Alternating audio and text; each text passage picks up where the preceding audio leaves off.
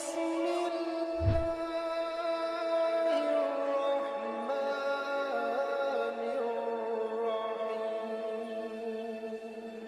السلام علیکم ناظرین۔ پیارے ناظرین، آج کی اس ویڈیو میں ہم بات کرنے والے ہیں دجال کے بارے میں۔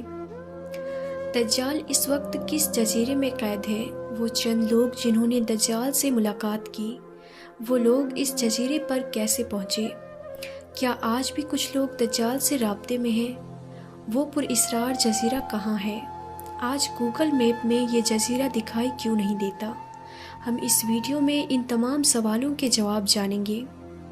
تو ویڈیو شروع کرنے سے پہلے میری آپ سے گزارش ہے کہ اس واقعے کو مکمل طریقے سے سمجھنے کے لیے اس ویڈیو کو پورا ضرور دیکھیے گا، اور اگر ابھی تک آپ نے ہمارے چینل تابش علم کو سبسکرائب نہیں کیا ہے تو اسے بھی سبسکرائب کر دیں اور پاس میں دیے گئے بیل آئکن پر بھی کلک کر دیں تاکہ ہماری ہر آنے والی ویڈیو کی نوٹیفیکیشن آپ تک پہنچتی رہے۔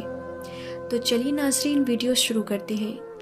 دجال وہ فتنہ ہے جس کے متعلق حضرت آدم علیہ السلام سے حضرت محمد صلی اللہ تعالی علیہ وسلم تمام پیغمبروں نے اپنے اپنے امتوں کو آگاہ کیا۔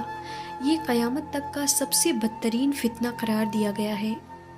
دجال شیطانی قوتوں کا حامل ہوگا، دنیاوی طاقتوں سے مالا مال ہوگا اور ان کے دریا دنیا میں تباہی مسلط کر دے گا۔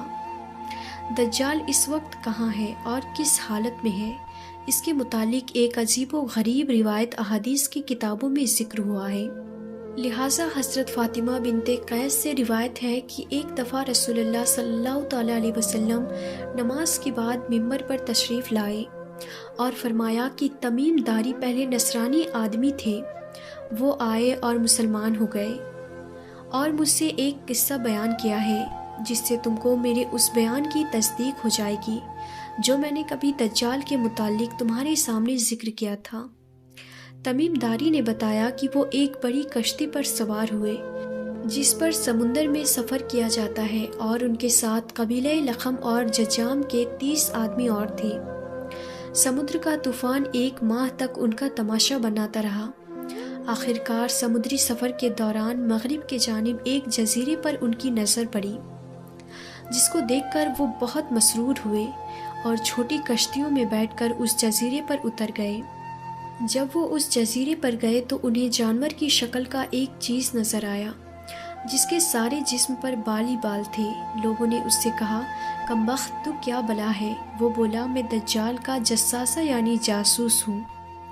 اس گرجے میں چلو، وہاں ایک شخص ہے جس کو تمہارا بڑا انتظار ہے۔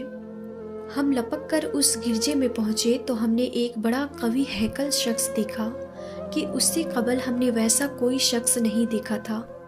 اس کے ہاتھ گردن سے ملا کر اور اس کے پیر گھٹنوں سے لے کر ٹخنوں تک لوہے کی زنجیروں سے نہایت ہی مضبوطی سے جکڑے ہوئے تھے۔ ہم نے اس سے کہا، تیرا ناش ہو، تو کون ہے؟ وہ بولا، تم کو میرا پتہ لگ ہی گیا، اب تم بتاؤ تم کون لوگ ہو؟ انہوں نے کہا، ہم عرب کے باشندے ہیں، ہم ایک بڑی کشتی میں سفر کر رہے تھے، سمندر میں طوفان آیا اور 1 ماہ تک رہا، اس کے بعد ہم اس جزیرے میں آ گئے۔ اس نے کہا، مجھے یہ بتا کہ بیسان کی کھجوروں میں پھل آتا ہے یا نہیں؟ ہم نے کہا، ہاں آتا ہے۔ اس نے کہا، وہ وقت قریب ہے جب اس میں پھل نہ آئیں گے۔ پھر اس نے پوچھا، اچھا بحر تبریہ کے متعلق بتاؤ، اس میں پانی ہے یا نہیں؟ ہم نے کہا، بہت ہے۔ اس نے کہا، وہ زمانہ قریب ہے جبکہ اس میں پانی نہ رہے گا۔ پھر اس نے پوچھا، ساغر کے چشمے کے متعلق بتاؤ، اس میں پانی ہے یا نہیں؟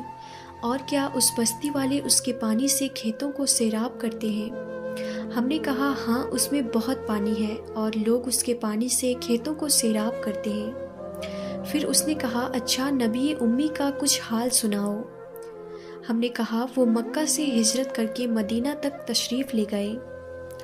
اس نے پوچھا، کیا عرب کے لوگوں نے اس کے ساتھ جنگ کی ہے؟ ہم نے کہا، ہاں۔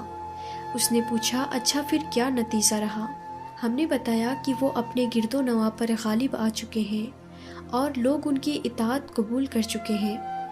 اس نے کہا، سن لو کہ عربوں کے حق میں یہی بہتر تھا کہ وہ ان کی اطاعت کر لیں، اور اب میں تم کو اپنی متعلق بتاتا ہوں۔ میں مسیح دجال ہوں اور وہ وقت قریب ہے جب کہ مجھ کو یہاں سے باہر نکلنے کی اجازت مل جائے گی۔ میں باہر نکل کر تمام زمین پر گھوموں گا۔ 40 دن کے اندر اندر کوئی بستی ایسی نہ رہے گی جس میں داخل نہ ہوں گا، سوائے مکہ اور مدینہ کی۔ ان دونوں مقامات میں میرا داخلہ ممنوع ہے۔ نبی صلی اللہ تعالیٰ علیہ وسلم نے اپنا عصا مبارک منبر پر مار کر فرمایا، یہ طیبہ ہے، یہ طیبہ ہے۔ میں تم کو یہی بتایا کرتا تھا، جان لو کہ دجال نہ شام کے سمندر میں ہے اور نہ ہی یمن کے سمندر میں، بلکہ وہ مشرق میں ہے۔ اور نبی صلی اللہ تعالیٰ علیہ وسلم نے مشرق کی طرف ہاتھ سے اشارہ فرمایا۔ حضرت تمیم داری اور ان کے ساتھیوں نے جس جزیرے پر دجال سے ملاقات کی تھی، اس کا علم آج تک کسی کو نہیں ہو سکا، لیکن اس بارے میں بہت سارے دعوے کیے جاتے ہیں کہ وہ پر اسرار جزیرہ کہاں ہے جہاں دجال زنجیروں میں جکڑا قید ہے۔ بعض لوگوں کا گمان ہے کہ بحر عرب میں موجود سقطرہ نامی یہ جزیرہ نہایت ہی عجیب و غریب مقام ہے۔ جزیرہ سقطرہ ملک یمن کا حصہ ہے اور ساحل سے 400 کلومیٹر کے فاصلے پر موجود ہے۔ اس جزیرے پر موجود چرند پرند اور بہت سارے درخت باقی دنیا سے بہت مختلف ہے۔ ڈریگن بلڈ ٹری میں عجیب و غریب درخت بھی اسی جزیرے میں اگتا ہے، جس کے تنے سے سرخ رنگ کا عرق نکلتا ہے اور ایسا لگتا ہے جیسے اس درخت سے خون بہہ رہا ہو۔ اس کے علاوہ بھی اس جزیرے میں حیران کر دینے والے 700 اقسام کے درخت اور مخلوقات پائے جاتے ہیں۔ اس جزیرے پر ایک پہاڑ بھی موجود ہے جہاں ایک مشہور غار الہوک ہے جو 3 کلومیٹر طویل ہے۔ اتنا بڑا غار پورے مشرق میں کہیں موجود نہیں ہے۔ جیسا کہ حدیث میں ذکر ہے کہ دجال کا ظہور مشرق سے ہوگا اور ایسی جگہ پر ہوگا جہاں سے وہ مشرق وسطیٰ کو متاثر کر سکے گا۔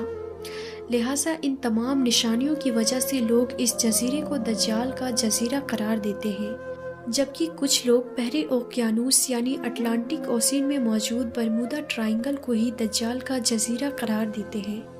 یہ وہ علاقہ ہے جہاں کمپس کام کرنا بند کر دیتے ہیں، وہاں جانے والے جہاز اور کشتیاں بھی واپس نہیں آتے، اور یہاں بہت سارے حادثات رونما ہو چکے ہیں۔